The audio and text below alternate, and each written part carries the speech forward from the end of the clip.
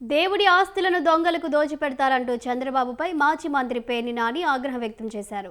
రాష్ట్రంలో BJP, TDP కలిసి చేసే పాపాలను మర్చిపోదామా అంటూ మండిపడ్డారు. తిరుమలలో 1000 కాళ్ల మండపాన్ని ధ్వంసం చేసిన ఘటనను మర్చిపోదామా, తిరుచానూరులో వారాహి అమ్మవారిని ధ్వంసం చేసిన వారిని మర్చిపోదామా అని విమర్శించారు.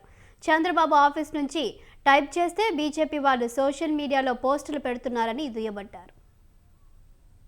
జనతా పార్టీ హయాంలో విజయవాడలో 200 ఆలయాల్ని చంద్రబాబు నాయుడు ఓట్ల దొంగతనంలో, ఓటుకు నోటు దొంగతనంలో హైదరాబాద్లో పట్టుబడి అరెస్టు కాకుండా మధ్య మార్గంగా ఒక భారతీయ జనతా పార్టీ నాయకుడు పరిష్కారం చేస్తే పారిపోయి ఇక్కడికి వచ్చిన తర్వాత చేసినటువంటి ఘనకార్యం ఈ ఆలయాల ధ్వంస రచన. మర్చిపోదామా? మీరే అప్పుడు ఎండోమెంట్స్ డిపార్ట్మెంట్ మీదే, భారతీయ జనతా పార్టీ చేతిలోనే ఉంది. మర్చిపోదామా?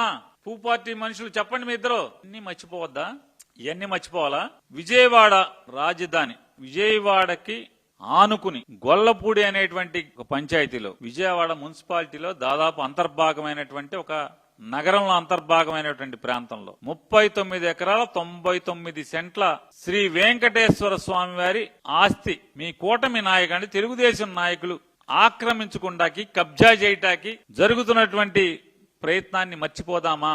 కళ్ళకు కనపడదా మీకు? జగన్మోహన్ రెడ్డి గారు వచ్చిన తర్వాత గాలి గోపురంతో సహా మొత్తం ఆలయాన్ని పునర్నిర్మాణం చేయడం కోసం తొలగించి స్వామివారిని బాలాలయంలో పెట్టి 2 కోట్ల రూపాయలతో ఎస్టిమేట్ చేయించి 1,80,00,000 రూపాయలు ఎల్లంపల్లి శ్రీనివాసరావు గారు ఎండోమెంట్స్ మినిస్టర్, జగన్మోహన్ రెడ్డి గారు ముఖ్యమంత్రి డీఅడాప్ట్ చేయటమే కాకుండా చేసిన తర్వాత దాన్ని ఎండోమెంట్స్ డిపార్ట్మెంట్ కి మళ్లీ హ్యాండ్ ఓవర్ చేసి అక్కడ ఒక ఈవోని పోస్టింగ్ చేసి 2 కోట్ల రూపాయలతో దాన్ని పునర్నిర్మాణం చేయడానికి డబ్బులు మంజూరు చేసి ఎలా నిర్మాణం చేశాం. పాత గోపురం, కొత్త గోపురం చూడొచ్చు మీరు.